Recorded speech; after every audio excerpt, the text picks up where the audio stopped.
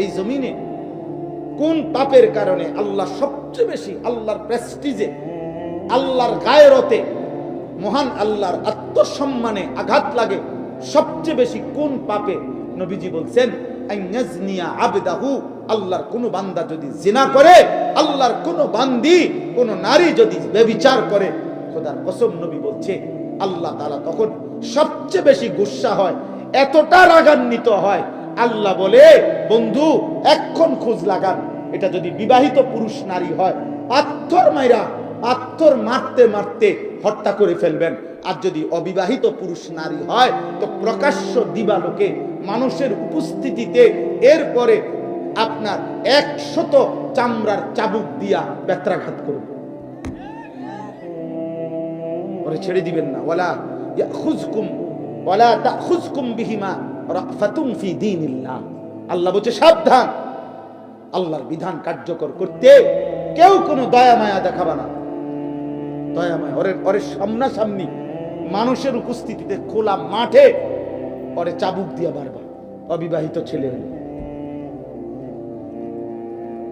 আর বিবাহিত হইলে ফারজুমুহুমা, পাথর মারবা, পাথর মারতে মারতে তাকে হত্যা করবা।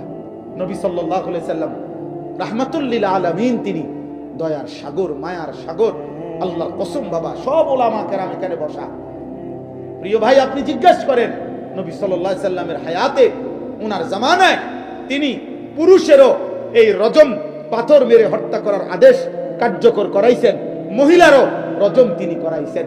মাইজ ইবনে মালিক আসলামীকে পাথর মেরে হত্যা করাইছেন।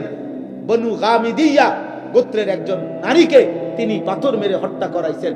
আবু বকর সিদ্দিক রজম করাইছেন, ওমরে ফারুক রজম করাইছেন, ওসমান রজম করাইছেন, হযরতে আলী রজম করাইছেন, মানে পাথর মেরে হত্যা করাইছেন।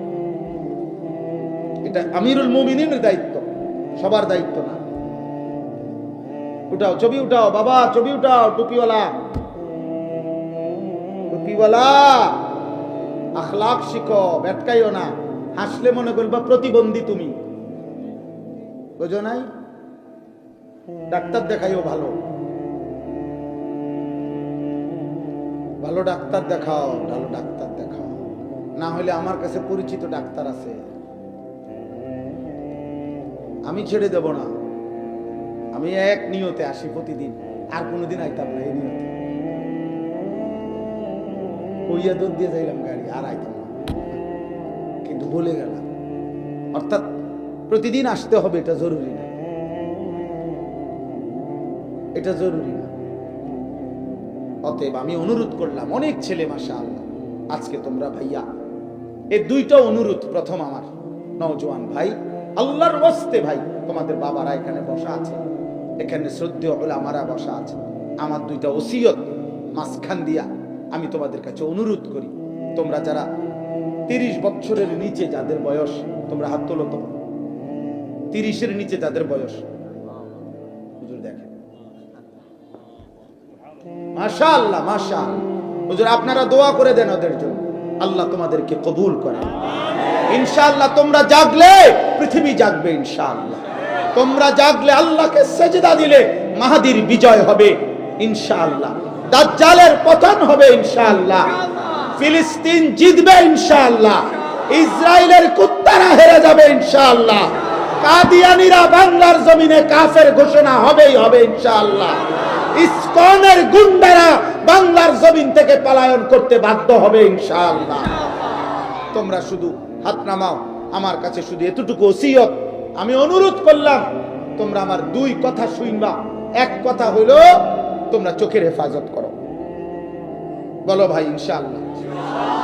চোখের হেফাজত করো, নারী দেখো না, ছবি দেখো না, মোবাইলের নর্তকী দেখো না আব্বা।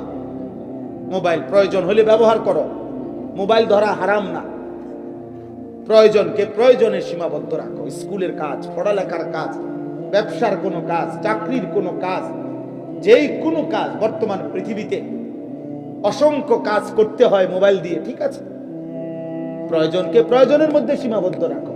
কিন্তু রাত 12টার পরে বাপ তুমি কি করছো, এটা কেউ দেখে না, না মালিক দেখে। আয়াহসাবু আল্লান ইয়াকদিরা আলাইহি আহাদ। আল্লাহ ডাক দিয়ে বলে, বান্দা কি ভেবেছো তোমার উপরে কারো কোনো শক্তি নাই না? আয়াহসাবু আল্লাম ইয়ারাহু আহাদ। আবার আল্লাহ ডাক দিচ্ছে, এই এই নাফরমান বান্দা, কি ভেবেছো তোমারে কেউ দেখে না? ওমা তাকুনু ফি শাআনিন ওমা তাতলু মিনহু মিন কুরআনিন ওয়ালা তা'মালুনা মিন আমালিন ইল্লা কুননা আলাইকুম শুহুদান ইয তুফিদুনা ফি। আল্লাহ বলে, বান্দা তুমি যেখানেই থাকো না কেন, তুমি আমার কোরআন যেটুকুই পড়ো না কেন, তুমি যখন যেই আমলই করো না কেন, যখনই তা করতে থাকো, ইয তুফিদুনা ফি, যখন তুমি কর্মের মধ্যে থাকো, যখন তুমি কাজের মধ্যে থাকো, ভালো কিংবা মন্দ, নেকি কিংবা গুনাহ, খোদার কসম আল্লাহ বলে, ইল্লা কুননা আলাইকুম শুহুদান, আমি না বান্দা সামনেই থাকি, সামনেই থাকি, সামনেই থাকি, আমি সামনেই থাকি, আমি দেখতেই থাকি। হায় আমার বান্দা কি করছে এটা, ওর চোখ আমি দিছি, ও আমার চোখে আমার নাফরমানি করে উলঙ্গ ছবি আর নারী দেখছে। আল্লাহ বলে, বান্দা আমি সামনেই থাকি, অতএব চোখের হেফাজত করো। নারীর চাহিদা, কোন নারীর প্রতি আগ্রহ, দোস্ত এটা নিষেধ না, এটা হারাম না, এটা মানুষের ভিতরে স্বভাবজাত আল্লাহ প্রদত্ত, সেটা পূরণের জন্য আমি খোলামেলা বললাম, স্পষ্ট যে চাহিদা রব দিয়েছেন, সে চাহিদা পূরণের ইন্তজামও তিনি করেছেন। যিনি ক্ষুধা দিয়েছেন তিনি খাবারের পবিত্র ব্যবস্থাও রাখছেন, যিনি তৃষ্ণা দিয়েছেন তিনি পানির ব্যবস্থাও রাখছেন। অতএব যিনি লজ্জাস্থানের চাহিদা দিয়েছেন তিনি হালাল পবিত্র স্ত্রী যথাসময়ে পৌঁছিয়ে দেবেন। ওয়েট ওয়েট, অপেক্ষা করো, তুমি অপেক্ষা করো, ইনশাআল্লাহ মিলে যাবে। এটা সহজ বিষয়, এটা কমন বিষয়। এই পৃথিবীতে প্রথম সম্পর্ক আল্লাহ দেখাইছে যে আদম এবং হাওয়ার প্রথম সম্পর্ক স্বামী স্ত্রী।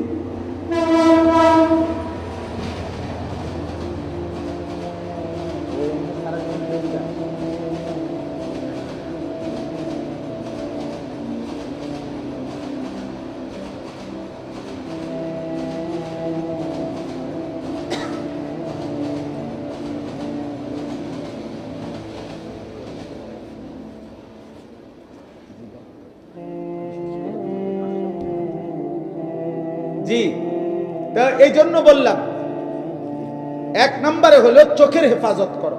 কিসের হেফাজত? আল্লাহ তাআলা তোমার চাওয়া পাওয়া পূরণ করে দিবে। অমিন আয়াতিহি আন খালাকা লাকুম মিন আনফুসিকুম আজওয়াজা।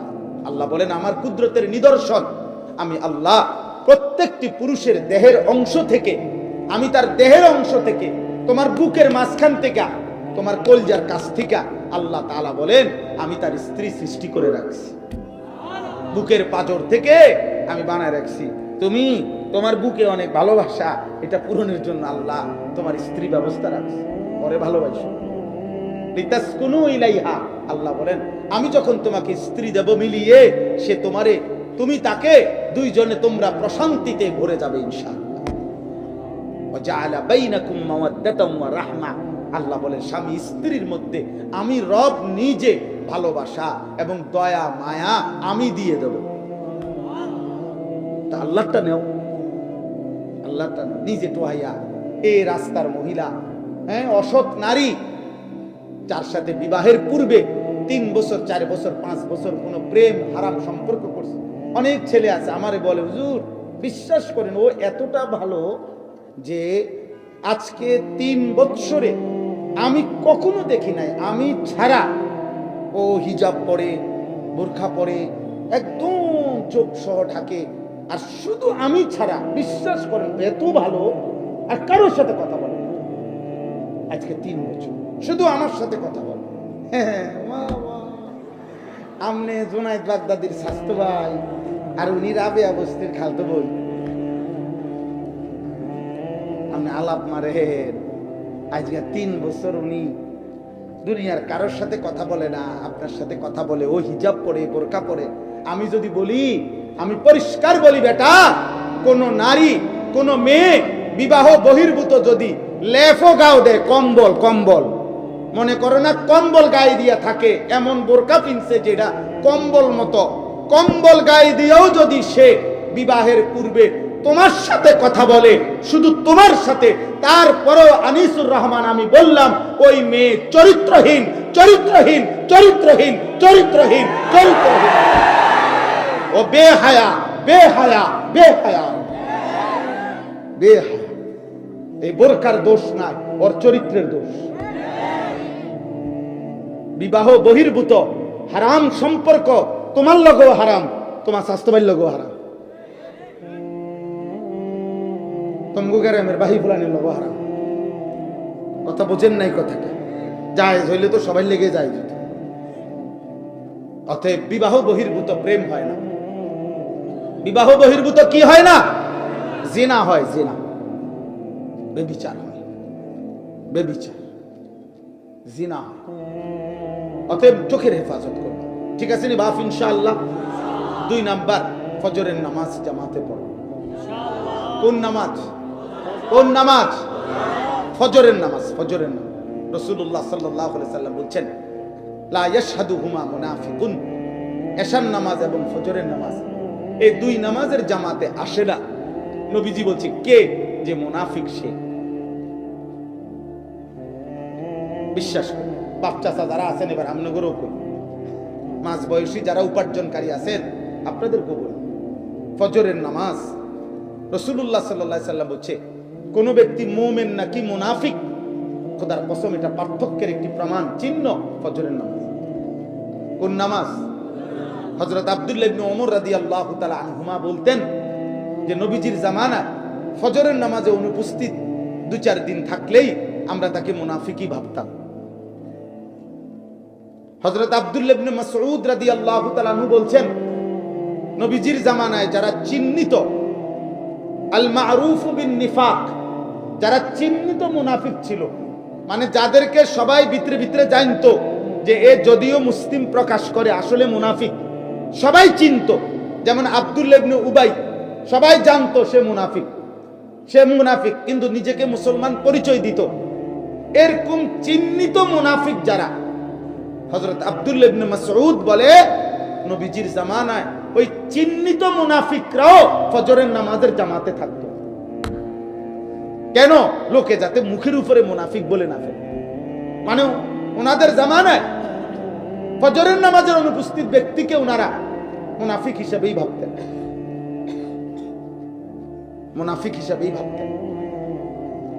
রাসূলুল্লাহ সাল্লাল্লাহু আলাইহি ওয়াসাল্লাম 23 বছর উম্মতের জন্য চোখের পানি ফেলে, উম্মতের জন্য কানতে কানতে যেদিন নবী ইন্তেকাল করছেন সেদিন ছিল সোমবার, রবিউল আউয়াল মাস। নবী সাল্লাল্লাহু আলাইহি সাল্লাম সোমবার দিন ফজরের নামাজে সর্বশেষ সাহাবায়ে কেরামকে মসজিদ ভরা ফজরের নামাজ পড়া অবস্থায় আবু বকর সিদ্দিকের ইমামতিতে দেখছেন, মুচকি হাসি দিছেন। আম্মা জান আয়েশাকে বলছেন, আমি এটা সরাসরি আসসিরাতুন নববিয়্যা সৈয়দ আবুল হাসান আলী আন-নদভী রাহমাতুল্লাহর কিতাব যেটা, ওটাতে পড়ছি। তো নবীজি সাল্লাল্লাহু আলাইহি সাল্লাম ওনার স্ত্রী আম্মা জান আয়েশাকে, ওনার বুকের মধ্যে নবীর মাথা মোবারক ছিল, হেলান দিয়া বসছেন। নবীজি মসজিদে যাইতে পারেন নাই, এত বেশি অসুস্থ ছিলেন যে নামাজের জামাতে উপস্থিত হইতে পারেন নাই। তো নবীজি এই শেষ ফজরের নামাজে সব মসজিদ ভরা, মসজিদে নববীতে মুসল্লিদের সাহাবীদেরকে দেখে মুচকি হাসি দিয়ে চোখের পানি ফেলে বলছিলেন, আয়েশা আমার 23 বছরের মেহনত সার্থক। আমি গত 23টা বছর আয়েশা তায়েফের রক্ত ঝরিয়েছি, আমি পেটে পাথর বাঁধছি ক্ষুধার কষ্টে, উহুদের দান দান শহীদ করা রক্তে আমি পড়েছিলাম। আমি রাতের পর রাত আমার উম্মতের জন্য চোখের পানি ফেলে ফজরের ওয়াক্ত পর্যন্ত কাঁদছি। আমার এত চোখের পানি, ক্ষুধার কষ্ট, আমার রক্ত মাখা দেহ, সবকিছুর বিনিময়ে আজ আমি আমার উম্মতকে ফজরের নামাজে শতভাগ মসজিদে দেখলাম, আমার দিল খুশি হলো। আমি আয়েশা, আমার আর কোনো আফসোস নাই। এরপরেই নবীজি বলছেন, আল্লাহুম্মা রফিকাল আলা, মাওলা আপনি বন্ধুর কাছে আমি এখন যেতে চাই। এরপরে সেদিন জোহরের ওয়াক্ত হওয়ার পূর্ব মুহূর্তে, জাওয়ালের পূর্ব মুহূর্তে আল্লাহ নবী সাল্লাল্লাহু আলাইহি সাল্লাম ইন্তেকাল করছেন। এই জন্য দোস্ত, নবী সাল্লাল্লাহু আলাইহি সাল্লাম উম্মতকে শেষবারের মতো, শেষ আখেরি দেখা উম্মতকে দেখছেন কোন নামাজে? বলো না বাবা, কোন নামাজে?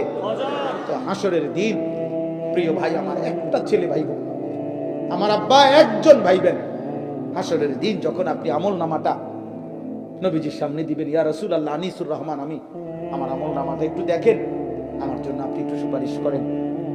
আল্লাহ নবী যখন দেখে বলবে আনিসুর রহমান 365 দিনের এক এক বছর, বছরের পর বছর কোনদিন ফজরের নামাজ পড়ে নাই, নবী সাল্লাল্লাহু আলাইহি সাল্লাম তখন কি বলবেন? উম্মত, এটা তোমার, তুমি আমার উম্মত, তুমি আখেরি নবীর উম্মত, তুমি শ্রেষ্ঠ নবীর খাইর উম্মত, শ্রেষ্ঠ উম্মত। এটা আমল নামা, এটা রেজাল্ট। আমার ছেলে প্রথম সাময়িক পরীক্ষায় মিজান জামাতে পড়ে, প্রথম সাময়িক পরীক্ষায় আমার ছেলেটা ঢাকা পড়ে সাইনবোর্ড, ও প্রথম সাময়িক পরীক্ষায় অঙ্কে মিজান জামাতে, ওখানে অঙ্ক আছে, অঙ্কে 60 পাইছে। আমার ছেলে আমার হিসাবে কোনোভাবে আমার এটা মাথার ধরছে না, আরে কি কসফুত আমার, তুই কেন 60 পাইবি কেমনে? আমি মনে হয় 10 বার মাদ্রাসায় গেছি, এরপর আমার এই ব্যস্ততার ভিতর দিয়া আমি অঙ্ক যিনি পড়ায় ওনার সাথে দেখা করছি, তার ক্লাস টিচার যিনি ওনার সাথে কথা বলছি, সে যে রুমে থাকে জিম্মাদার হুজুর, তার রুমে দেখা করছি, আমি একজন হুজুরের পরিচয় দিয়া তারে ভর্তি করাইছিলাম, ওনার লগে দেখা করছি, মুহতামিম সাহেবের কাছে গেছি, হুজুর আমার পোলায় তো অঙ্কে কম পাইছে, হুজুর আপনি একটু দেখেন, হুজুর একটু বইলেন। আলহামদুলিল্লাহ দ্বিতীয় সাময়িক পরীক্ষার রেজাল্ট দিছে, এই দিনকা আমার সন্তান 100 পাইছে। বলার উদ্দেশ্য হলো হুজুর, আমি বুঝাইতে চাচ্ছি বাবা, আমি যদি আমার ছেলের এই 60 নম্বর দেখে আমি অস্থির হয়ে যাই, তো আমার নবী সাল্লাল্লাহু আলাইহি সাল্লামের কথা বলতে চাচ্ছি, এটা যখন দেখবে আমার উম্মত এটা কেমন আমল নামা, আমার শ্রেষ্ঠ উম্মত যদি এতদিন নামাজ না পড়ে আমার উম্মত হইলা কেমনে?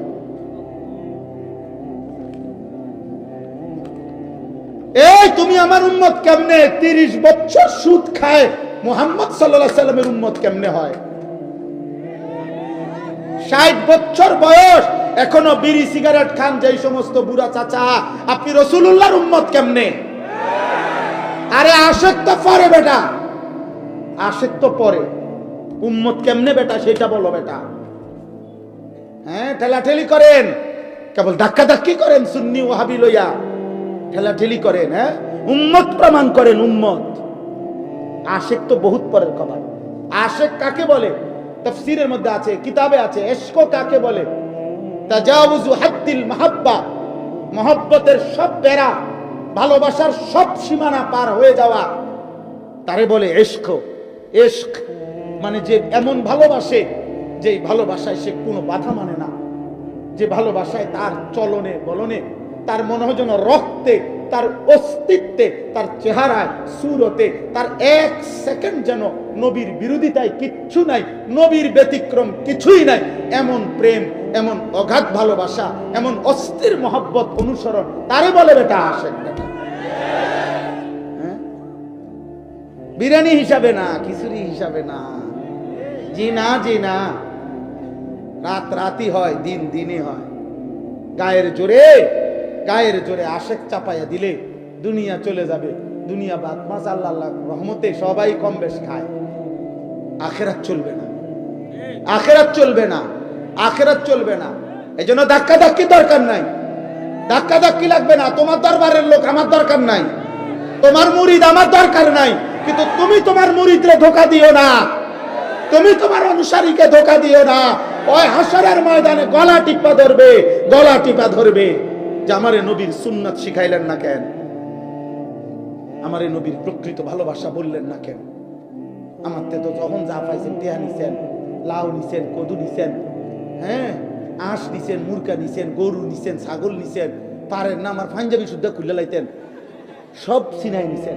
দুনিয়া ছাড়ো, মুরিদ রে কেবল কইছে দুনিয়া ছাড়ো, দুনিয়া ছাড়ো, দুনিয়া ছাড়ো। শেষ মুরিদ বলছে হুজুর আর আমার লুঙ্গিটা ছাড়া, আমি গেঞ্জিটাও দিয়ে লাইছি, পাঞ্জাবিটাও দিয়ে লাইছি, টুপিটাও দিয়ে লাইছি হুজুর, আর যদি বলেন শেষ সম্বল এই লুঙ্গিটা আছে, এরপরও আপনি আমারে কেলকন দুনিয়া ছাড়ো, দুনিয়া ছাড়ো।